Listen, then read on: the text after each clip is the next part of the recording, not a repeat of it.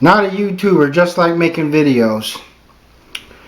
And this video is going to be is going to be the second installment of my black people versus the U.S. government. And the title of this video is The Human Farm. What is the human farm, you may ask?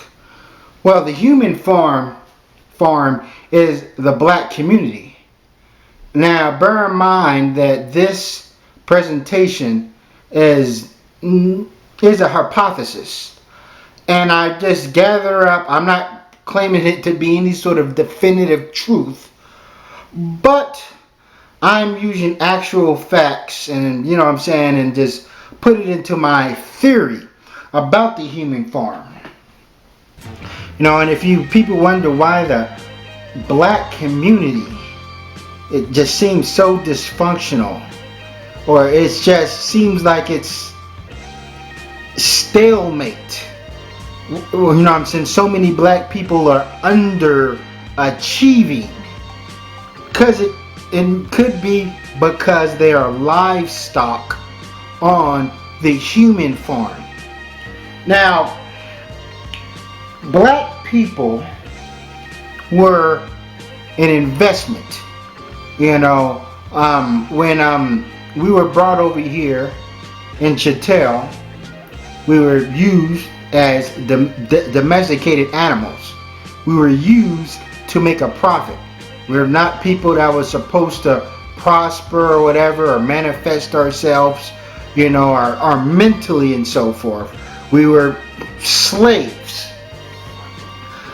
And once black people was emancipated and freed, white people were like, this is when the Negro Question emerged, or some people will call it the Negro problem. There's no way that they're going to allow these former slaves just to manifest and just, live amongst them and build their families up. No, that wasn't going to happen. So, they just, they sat around the drawing table and figure out, hey, what the hell are we going to do with blacks? In the meantime, we went through all sorts of degradation and brutality. Because the former slave masters and wannabe slave masters was furious that we was free. So when we used to have these lynchings, when they lynched a black man and cut off his penis and do all these other things at a picnic, it was a social gathering of some sorts. It was family fun. It was something that they did after church let out.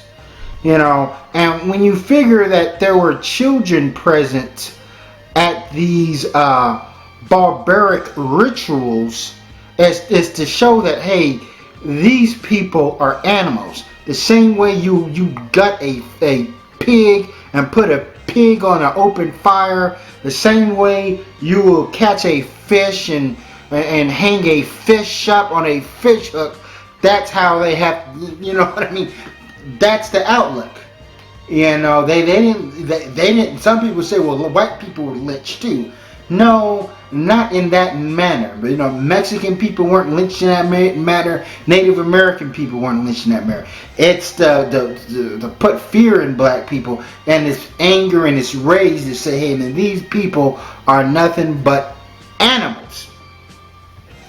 But still, with all this going on, people said, well, black people did better. We still had a strong family structure, and we were self-reliant, and we weren't dependent on white people. Even though some of us still work for white people, we were still sharecroppers and maids and so forth. We wasn't completely dependent on them for everything. If the white man wasn't hiring us, we'd be like, oh, well, the white man's not hiring, we'll just go fishing or go hunting, or maybe cut up some lumber, make firewood or whatever. Do something productive with ourselves. You know, now fast forward to 2016, you know, a lot of black people don't know what the hell to do do with ourselves and so forth, because that's when the human, you know what I'm saying, the human farm was basically slavery and a plantation too, but now it's like in another phase and so forth.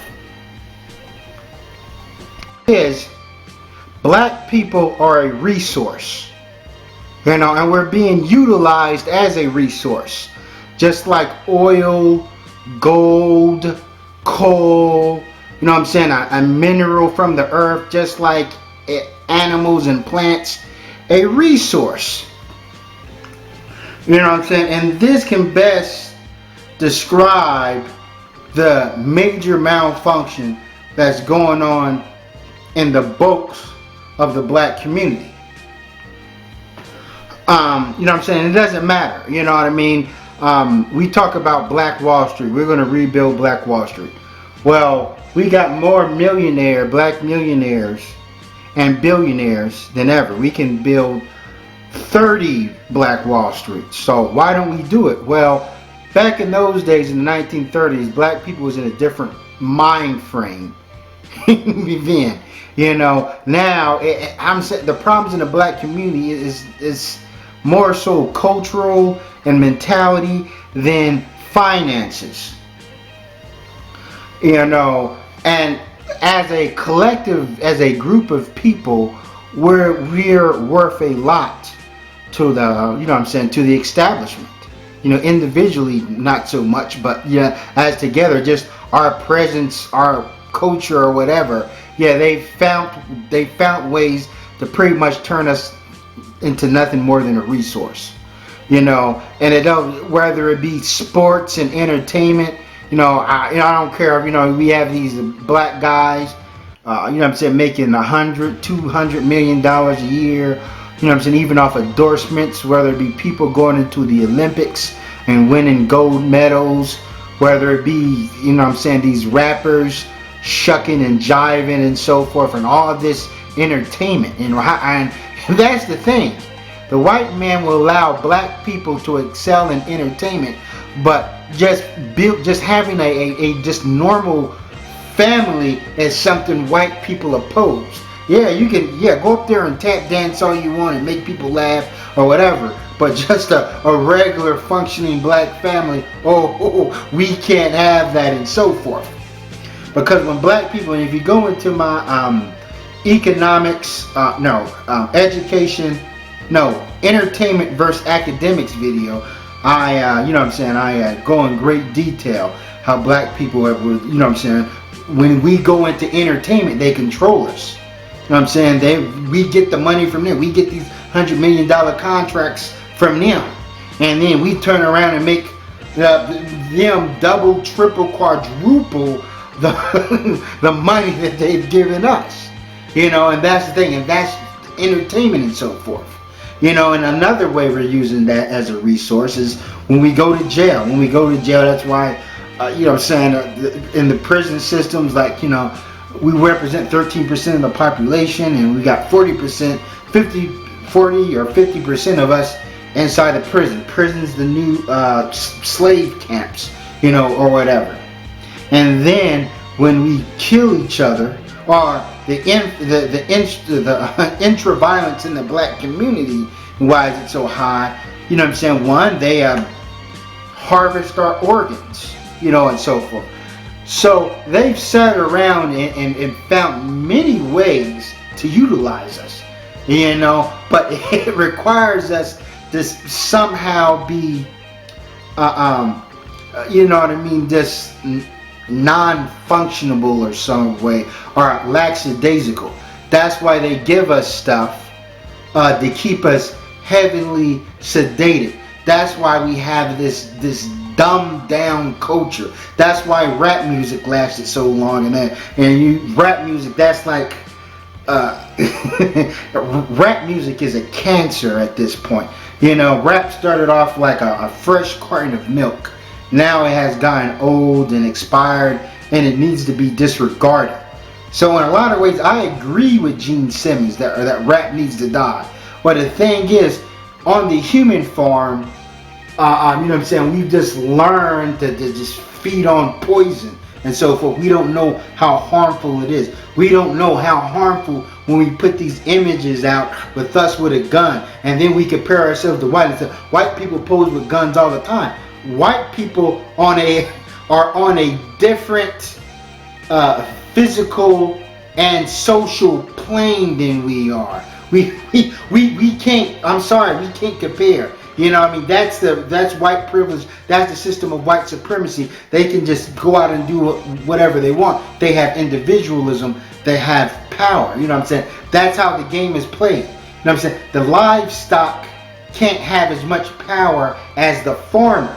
The slave is not going to have as much power as the plantation owner. You know, the slave master. The slave master can sit around and drink gin all day and get drunk. Slave can't. He got to go out there and work. He can't say, well, I'm drinking gin because my master's drinking gin. No. You know, and another indication that the black community has turned into a human farm is all this breeding that's going on. You know, men and females having multiple kids by, you know what I'm saying, multiple partners. You know what I'm saying? And the marriage rate being low. You know, this can go back into the breeding farms. You know, now it's norm. That's why in the black community, if somebody's 35, 40 years old and don't have any kids, whether it be male or female, they don't have any children, will feel something is wrong with him. You know, and so forth. I'm like, oh, you don't have any kids, but they don't make a big deal if somebody was married or not. You know what I mean? Like I said, you know, if somebody who's 30 and 40 years old who's never been married, you know what I'm saying, that's just normal in the black community. You know, they'll be like, you know, in other communities, they'll be like, oh, well, I can see why you don't have any kids because you've never been married.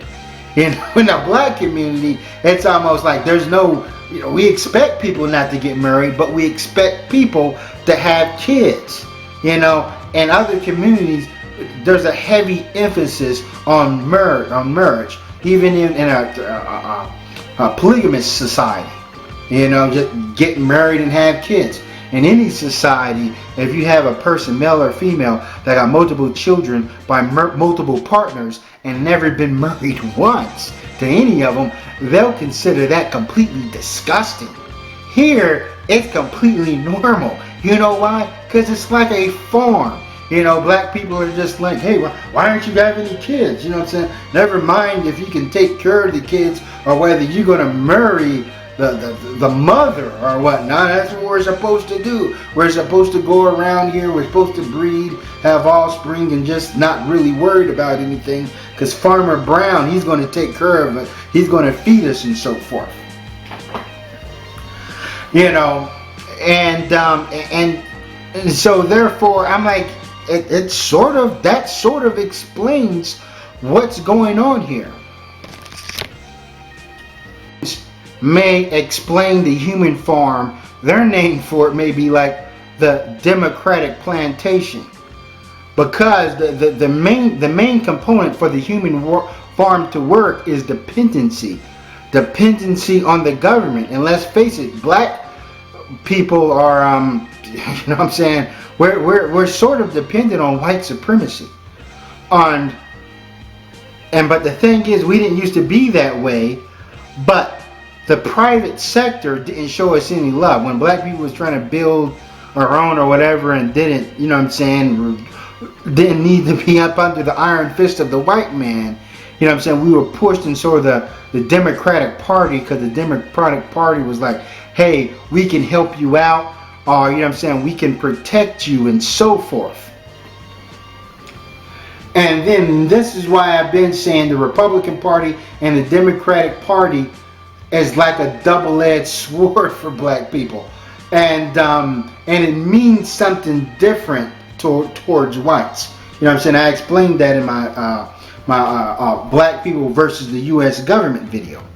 But when you look at a lot of the modern day Negro, you look at how we've been marginalized and so forth. Now take a look at white people. White people were allowed to express their ideas and really be creative with themselves or be open-minded by things. That's why a white person could be a Republican, could be a Democrat, could be a Libertarian, could be a Tea Party, could be part of the Wolf Pack. A white person can like hip-hop, can like country music, can like rock, can like classic rock, jazz, blues, and so forth. White people are more versatile. Now there's a lot of things white people do are similar, but there's certain things where white people sort of go their way. You know what I'm saying? You have white people that are Christians. A lot of white people are atheists and so forth. We got some white people who are Islam.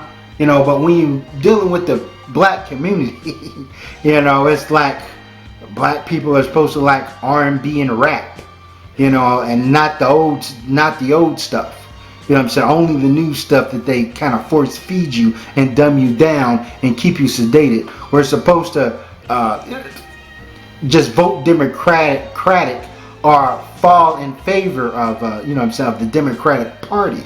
Now, we have black people that are Republicans, but it seems like they want to be conservative and Republicans just to prove something to white people. They seem just so fake. There should be, even if you're a Republican, there should be nothing wrong for you to,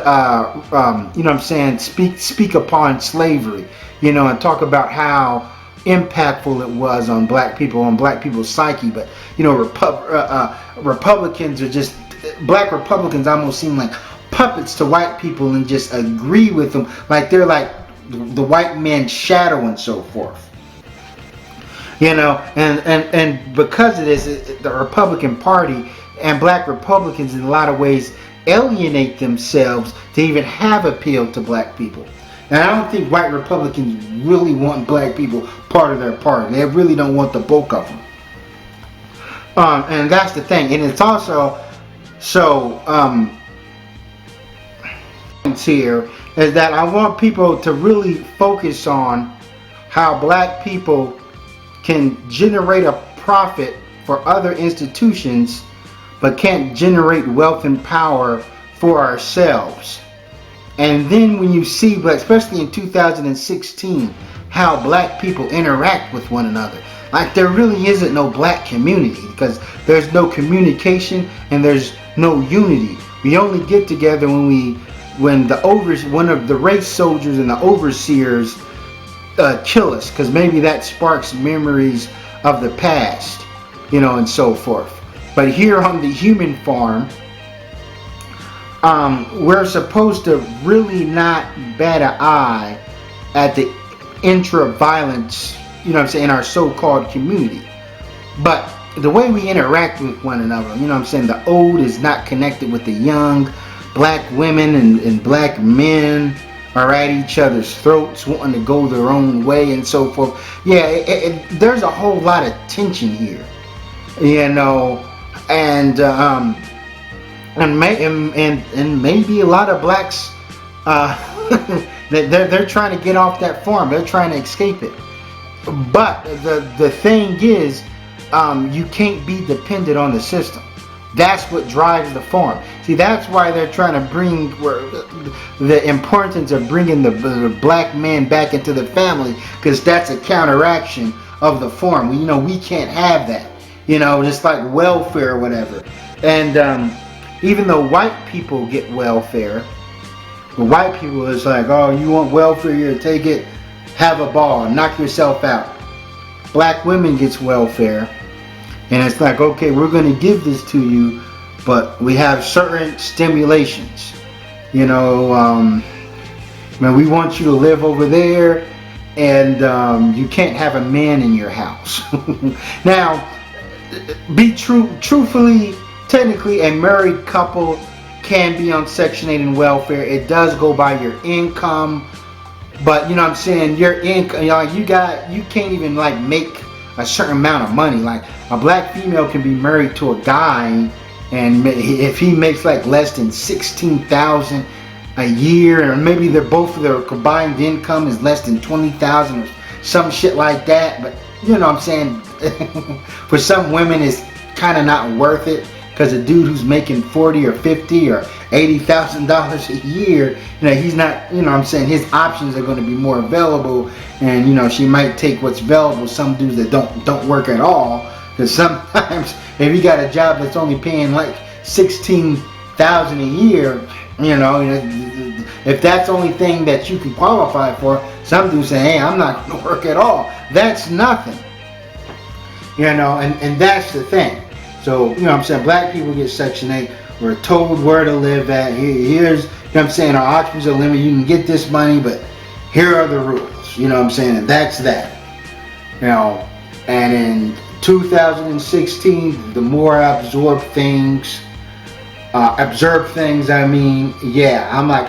have to find a way to break out the human farm.